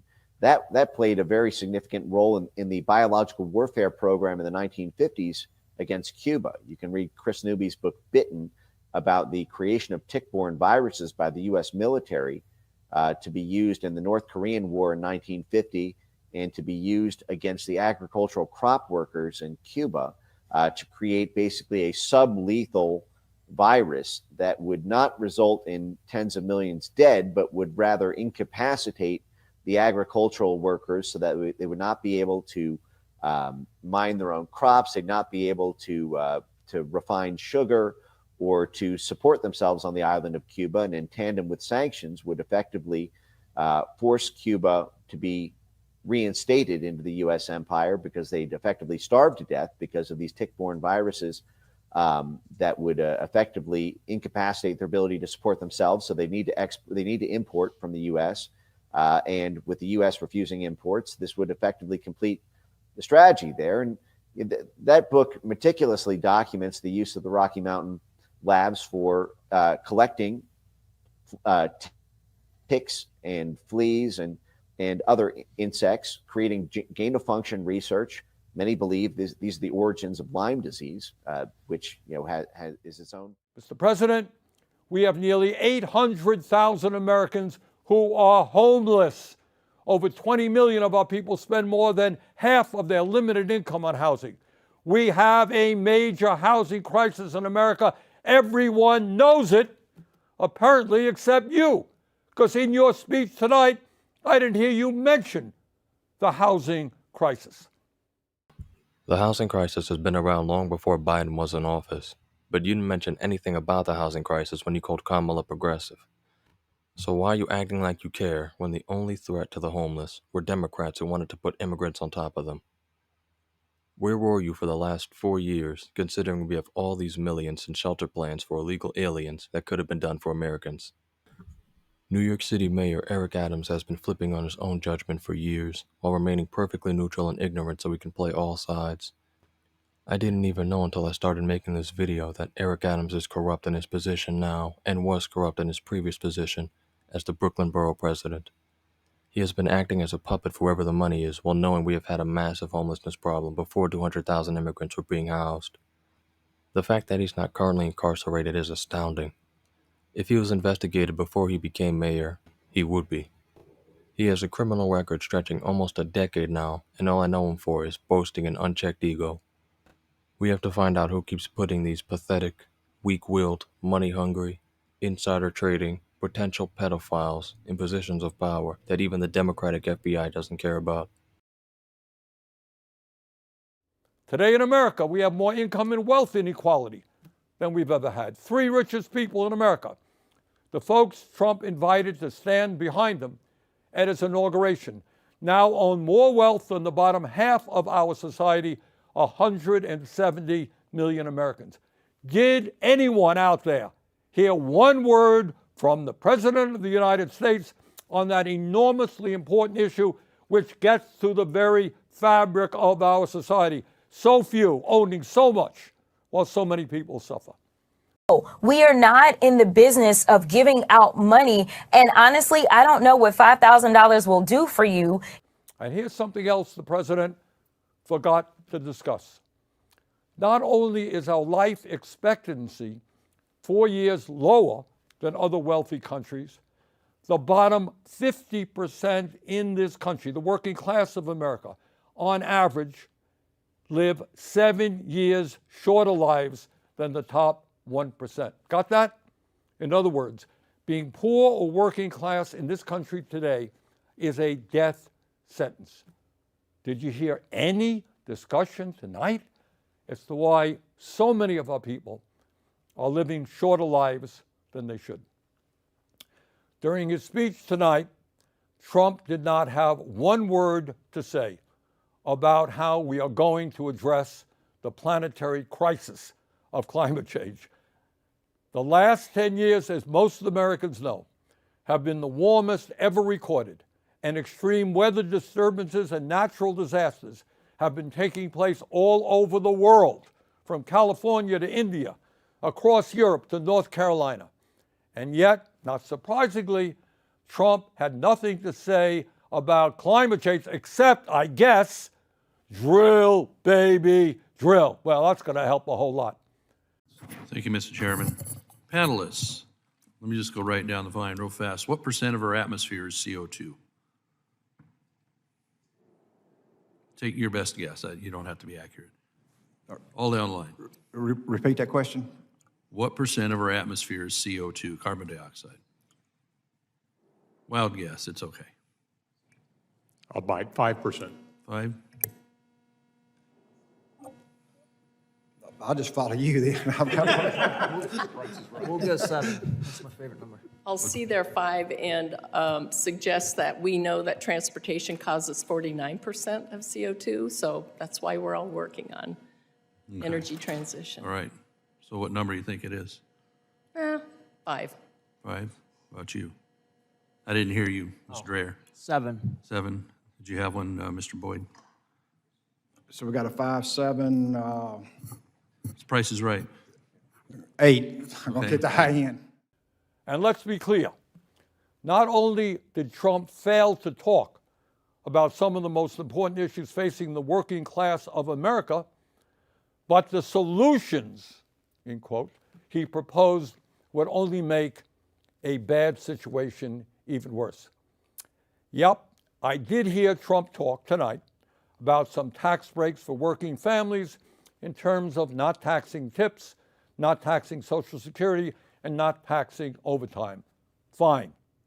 But that is chump change compared to the benefits he's going to give to the 1%, and it doesn't tell the whole story about his tax policies. According to a recent study by the Institute on Taxation and Economic Policy, if all of Trump's so-called America First policies are enacted, including his tariffs, which he spoke a lot about tonight, the bottom 95% of Americans will see their taxes go up, while the richest 5% in our country will see their taxes go down, way down. Tonight, in so many words, Trump urged Congress to pass his big, beautiful budget. Do you know what's really in it? This budget would cut Medicaid by $880 billion. Oh, I guess Trump forgot to talk about that. $880 billion cut in Medicaid. According to one estimate, it means that up to 36 million Americans, including millions of children, would be thrown off the health insurance they have. Hey, a 90-minute speech tonight, not one word about throwing millions of kids off of the health insurance they have. When you cut Medicaid drastically, it means that nursing homes that receive 2/3 of their funding from Medicaid will either have to shut down, lay off workers, or significantly scale back the services they provide seniors. Gee, I didn't hear that from Trump tonight either. It would be a devastating blow, these cuts to Medicaid, for the 32 million Americans who get their health care at community health centers. And it's not just Medicaid that Trump's budget would cut. It would also cut nutrition assistance by at least $230 billion. Now, I want you to think about that for a moment. And can you imagine?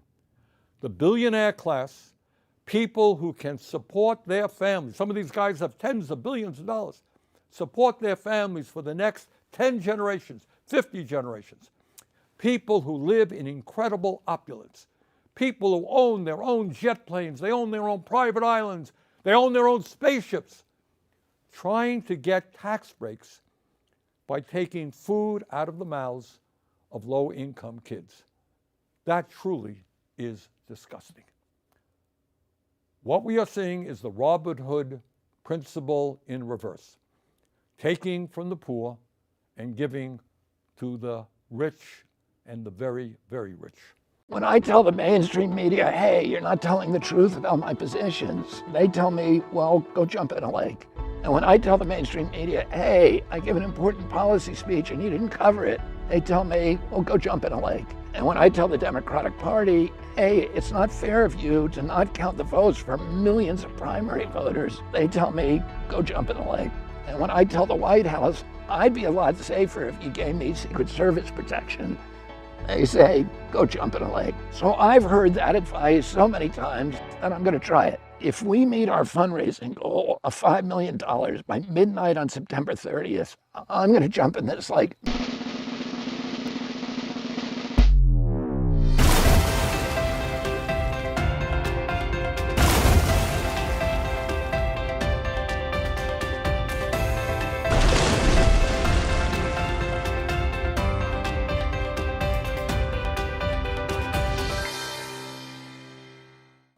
And here is something else Trump has been doing. For the past several weeks, he and his good friend Elon Musk, who is up there in the audience tonight, have been throwing hundreds of thousands of federal employees off their jobs. Now, I know some of you are saying, well, that's too bad, but that's the federal government, not me, it's not me, it's just those guys who work for the federal government. But I want you to think about this. Think about it for a moment.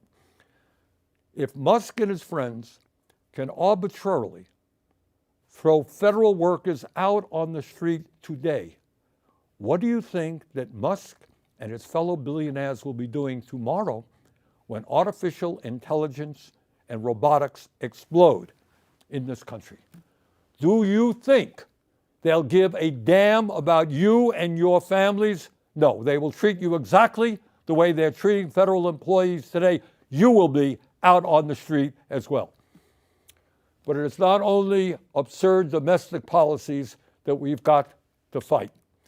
For the first time in our 250-year history, we have a president who is turning his back on democracy and allying us with authoritarianism.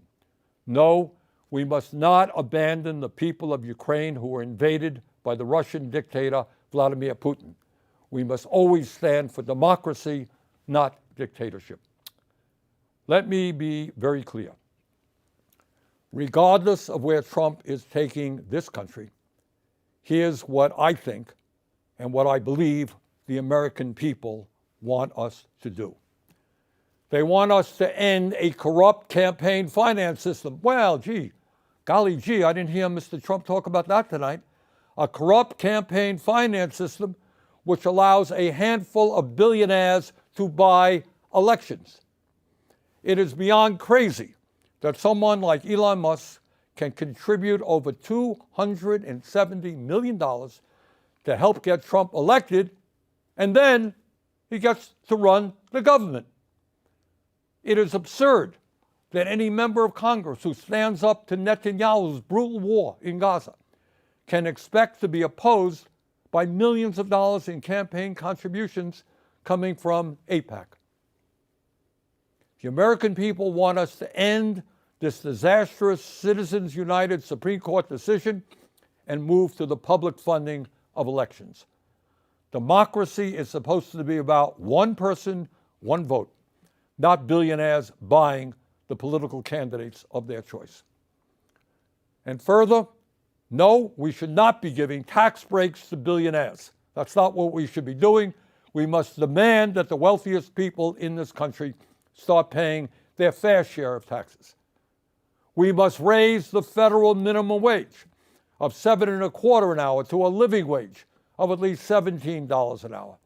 We must make it easier for workers to join trade unions, grow the union movement, and prevent corporations from violating labor laws with impunity by passing the PRO Act, legislation that I will be introducing tomorrow. No, we are not going to cut Social Security. Quite the contrary.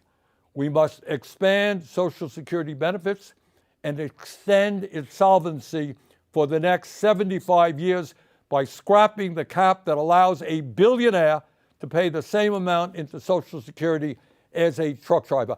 Too many of our seniors are hurting today for us to be talking about cutting Social Security. Over 20% seniors in this country living on $15,000 a year or less. Further, instead of making massive cuts to Medicaid, we must join every other major country in guaranteeing health care to all of our people through a Medicare for All single-payer program. We must also take on the greed of the pharmaceutical industry, get them to charge us what they charge other countries, reducing prescription drug prices by 50%.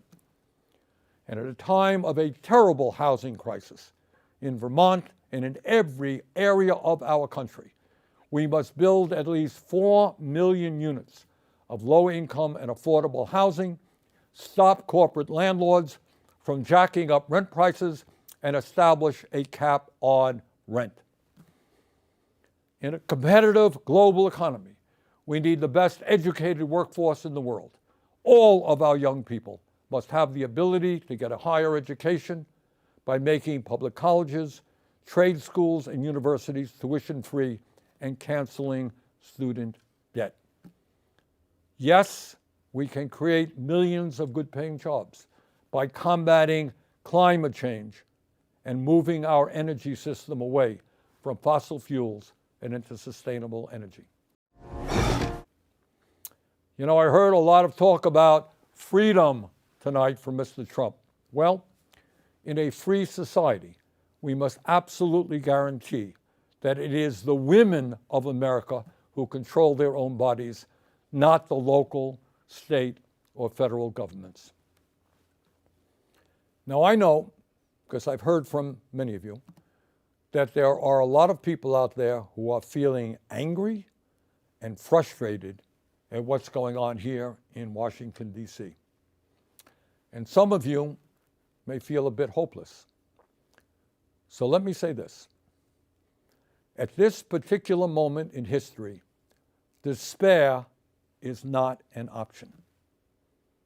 Giving up is not acceptable. And none of us have the privilege of hiding under the covers. The stakes are just too high. Let us never forget, real change only occurs when ordinary people stand up by the millions against oppression and injustice and fight back. That is the history of the founding of our nation, when brave men and women took on the mighty, invincible British Empire.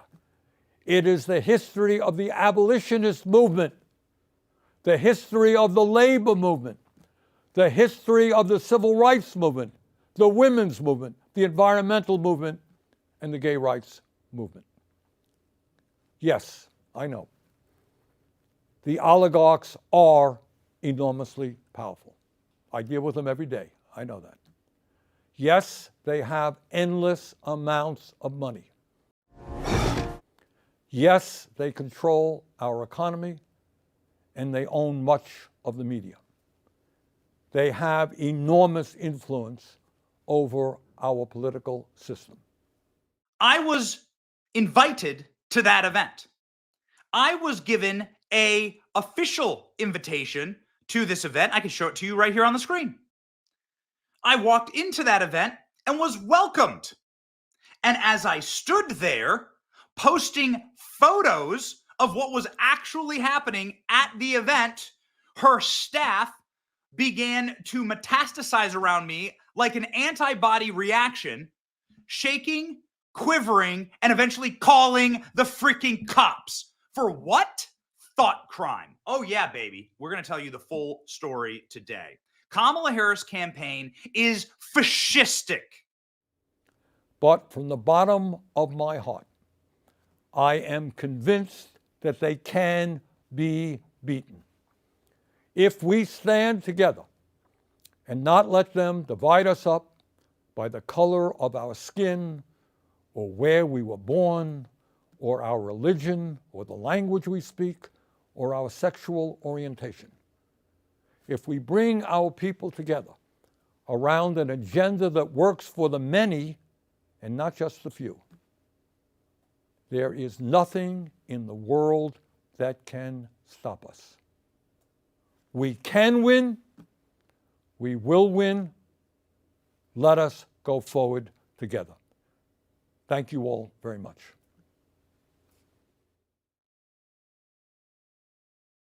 While your personal views hold good ideas, it's a shame that it took so long for Democrats to respect you.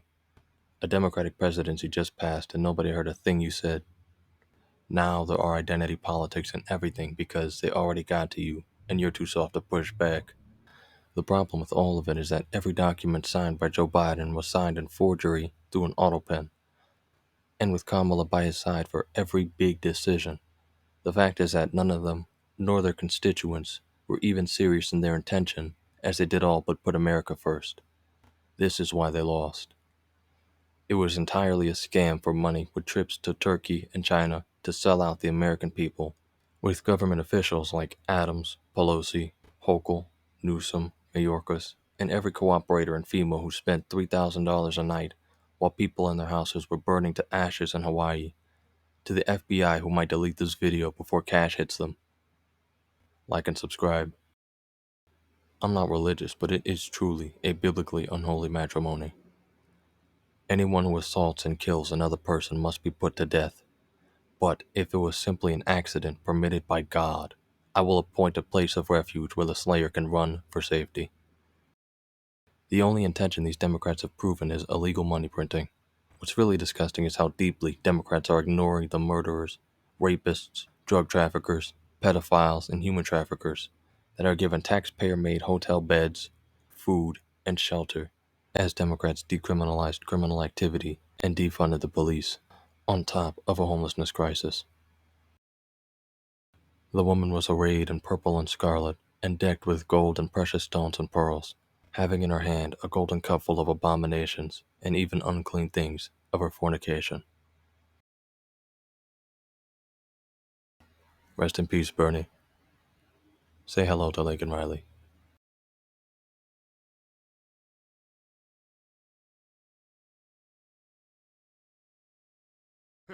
I'm gonna send you this, Jay, because it's so bizarre that I can't really believe it's real. It's so crazy. You look at it and you go, is this real? Oh, here it is. Because it doesn't seem to make any sense, because this is like one of the most consequential